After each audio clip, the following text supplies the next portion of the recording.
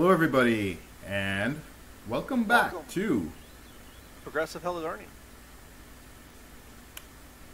So today, we are moving on.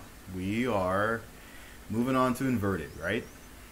Going inverted. Going inverted. That's upside down for plankers, right? Upside down.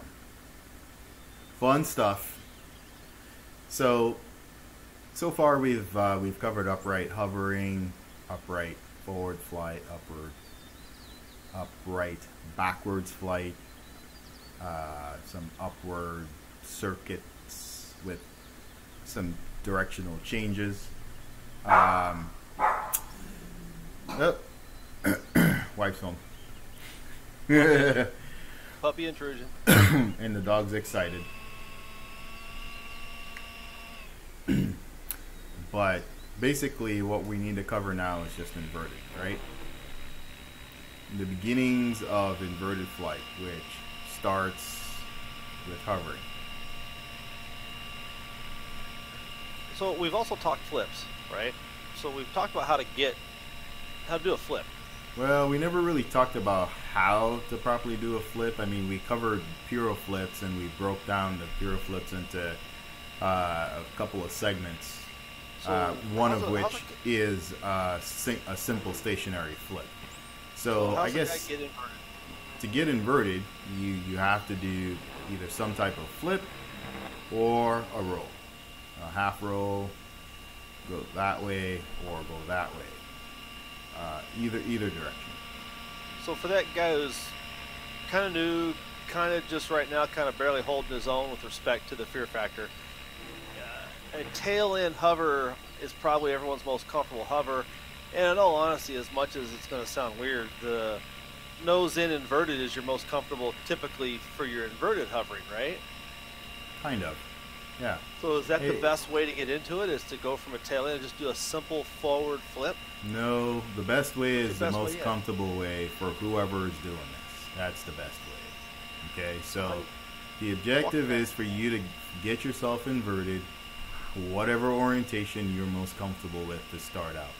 I have talked to people who have tried to learn how to hover nose in, and it's harder than tail in. And for others, it's the opposite. So just get inverted the most comfortable way you can. Start out, if you need to go up high, and then work your way down, low. So maybe you're upright and you go up, maybe 100 feet or so, or 50 feet or so. Actually, not 100 feet, but like 50 feet, and then you slowly work your way down, maybe till you're comfortable. That's what I would do. Okay. And then you get to the orientation that's most comfortable to you at first. Foremost, it might be nose in, but I don't want to make that assumption. So you start out nose in, get comfortable there. Cool thing about nose in is that your bailout for this is going to just be a push elevator. And just basically your back upright. Okay, that's really simple.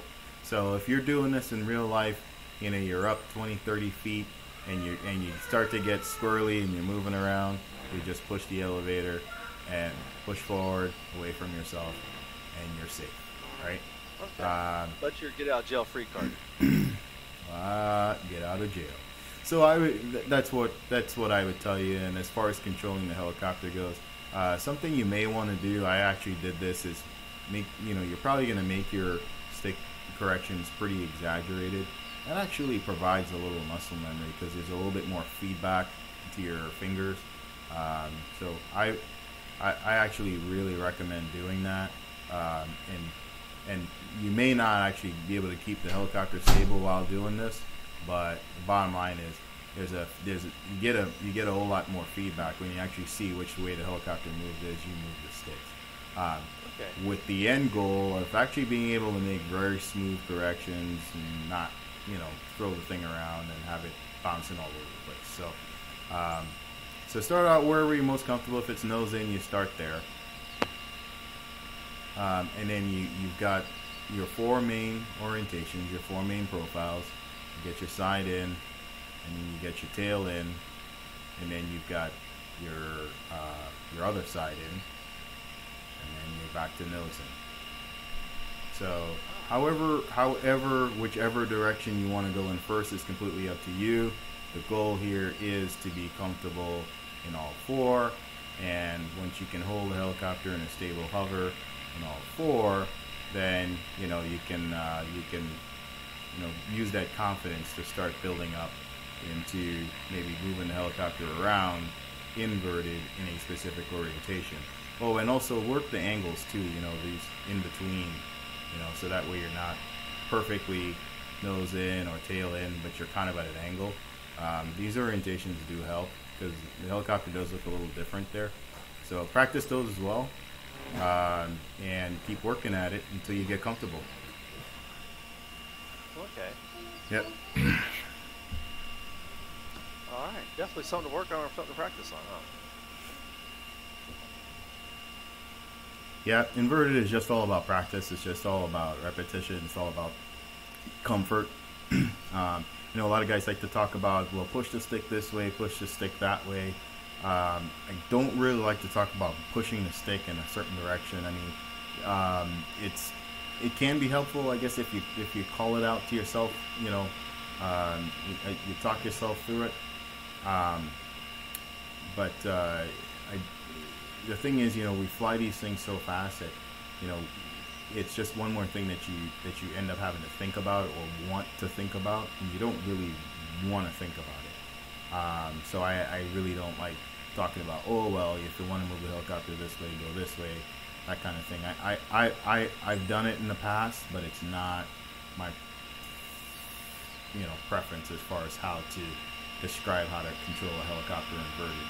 You just you get it into a hover, it starts to move, you give it a little input, see what it does, and you will figure out, your brain, your hand-eye coordination will come into play, and it will figure out, okay, well, I'm going this way, I need to do this. It'll figure it out.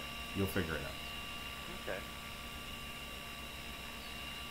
Right, Greg? Because when you think about it, when you learn hovering inverted, did you sit there and go, well, I want to move the stick this way if I want to stay over here?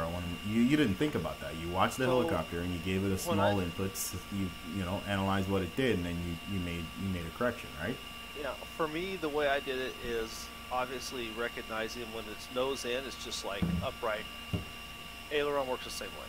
You push to the low wing, just like when I'm flying right side up. You push the low wing to level the wings. Push to the low blade. The difference for me was something I still do today, but I'm still learning. I look at the nose when it's inverted, and if I want the nose to go left, I push the rudder left. So that's kind of my thing. If I want that nose to go right, I push the rudder right. If I want the nose to go left, I push the nose left. And if I want the nose to go away from me, I push it away from me. That was the thing that helped me feel more comfortable upside down, because when I'm inverted, the last thing I do is be making small corrections and waiting. I wanted to know, like you said earlier, what's my bailout? If it starts coming at me, what was, so that's kind of my piece. That's what made me feel more comfortable getting inverted, because I had those little reminders until I got better at it, you know what I mean? And then you're right, once you got better at it, I didn't need those anymore, because all of a sudden, naturally, you just start flying it. You're not thinking about it. Then we'll run off fuel in a second. Right. But like you said, you started earlier. Whatever helps the person that's behind the sticks get through it. What are they comfortable with? What helps them get there until they can get in the air and get the time on it. Yep. So, in reality, we're not talking a lot of technical stuff here. We're talking about, just like you did with upright hovering, where it's just a matter of just getting familiar in the orientation and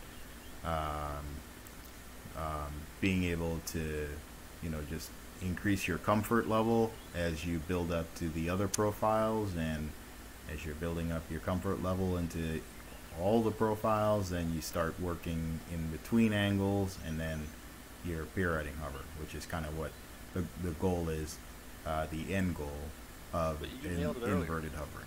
That's really what we're working up towards.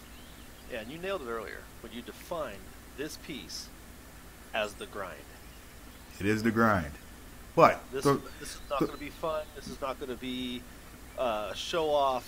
This is not going to be something people are going to be ooh and awed at. This is going to be something that is just like brush your teeth every day. Yeah, it's work, right? It's just work. You got to get her done.